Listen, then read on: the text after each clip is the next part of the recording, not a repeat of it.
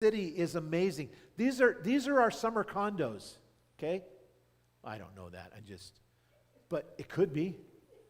Because I'm gonna have a room in the New Jerusalem, and then I'm gonna have a place that looks something like Glacier Park in Montana or something, I think. Something. Isn't that amazing, though? That's just the New Jerusalem.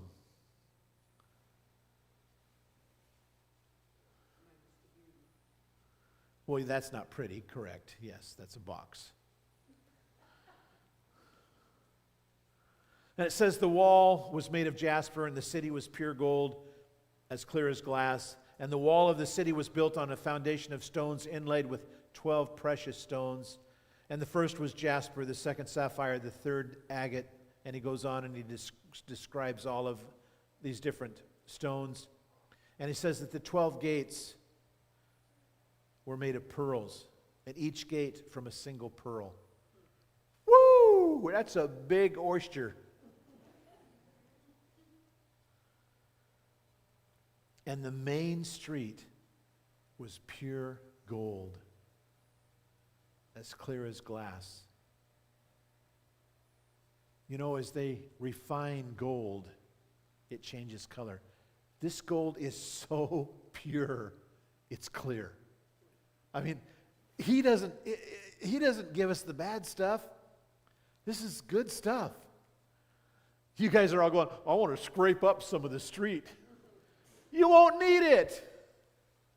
You won't need it.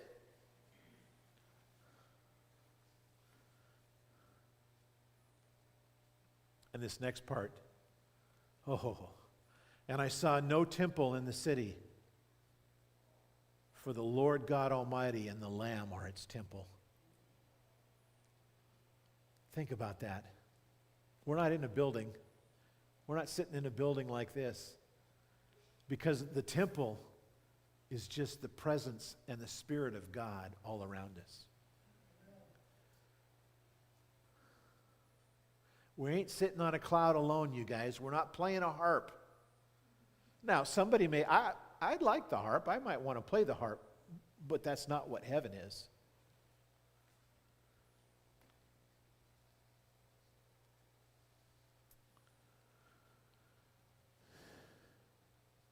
And the city has no need of sun or moon, for the glory of God illuminates the city, and the Lamb is its light. You talk about pure light. And the nations will walk in its light, and the kings of the world will enter the city in all their glory. And its gates will never be closed at the end of a day. There'll be no border checkpoints,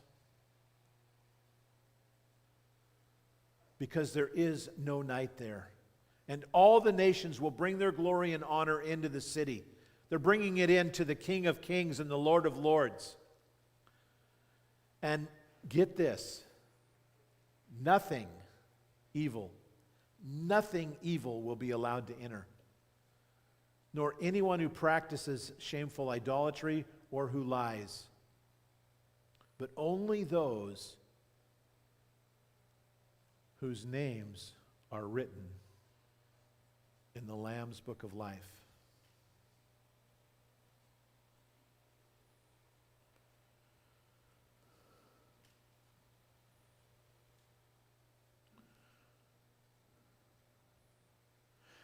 We've fallen for the devil's lie. His most basic strategy, the same one he employed with Adam and Eve, is to make us believe that sin brings fulfillment. Sin can never bring fulfillment. Sin doesn't make life interesting. Sin robs us of fulfillment. It makes life empty. It does not create adventure. It blunts it. Sin doesn't expand life. It shrinks it. Sin's emptiness inevitably leads to boredom. And I've seen that happen in a lot of people's lives. They're bored because what they're trying to do is not bringing them any kind of happiness at all.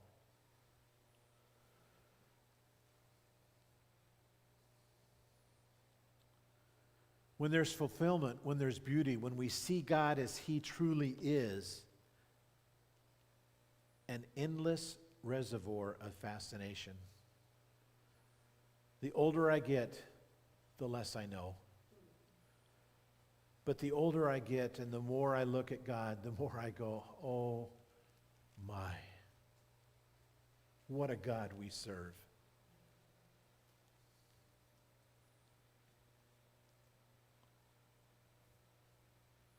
Boredom becomes impossible when we focus on Jesus.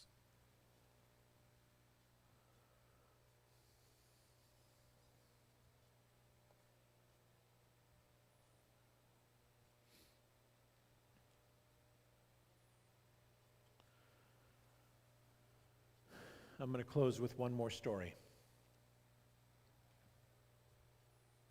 Ruthanna Metzger was a professional singer, and she tells a story that illustrates the importance of having our names written in God's Lamb's Book of Life. Several years ago, this was back in the late 1990s, she was asked to sing at the wedding of a very wealthy man. And according to the invitation, the reception would be taking place on the top 2 floors of Seattle's Columbia Tower. It's a true story. And at that time, it was the Northwest's tallest skyscraper. And I've been up there. This is an amazing little area. She and her husband, Roy, were excited about attending. And when they arrived at the site, there were waiters wearing tuxedos, offering hors d'oeuvres, fancy foods, and exotic drinks to all the guests.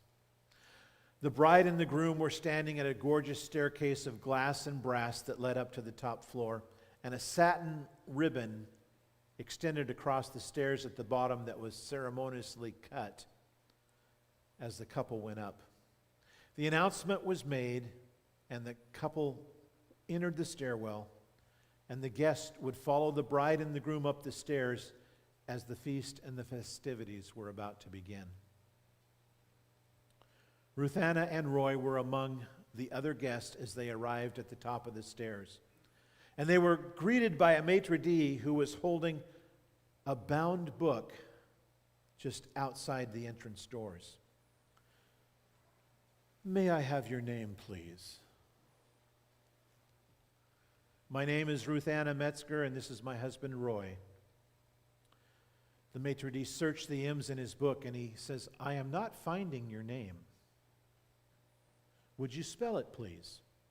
Ruthanna spelled it very slowly, and the maitre d' looked at the list again and said, "I am sorry, but your name is not here." She says, "There must be some kind of mistake. I am the singer. I sang for the wedding." The gentleman responded, "Well, that doesn't matter who you are or what you did.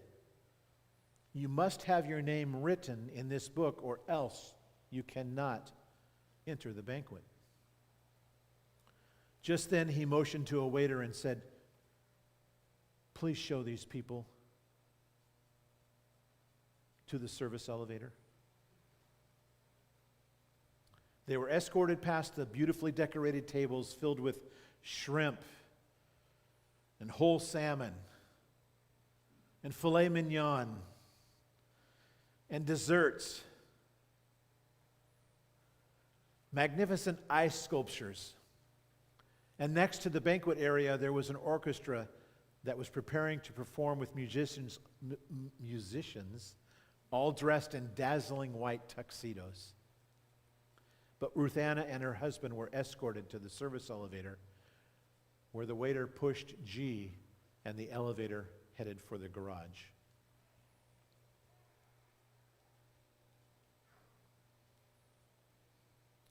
The rejected couple located their car, and driving several miles in shocked silence, Roy reached over and put his hand on Ruthanna's arm and said, "Sweetheart, what happened?" Tears swelled in her eyes. She says, well, when the invitation arrived, I was busy. I never bothered to RSVP. Besides, I was the singer. Surely I could go to the reception without the RSVP.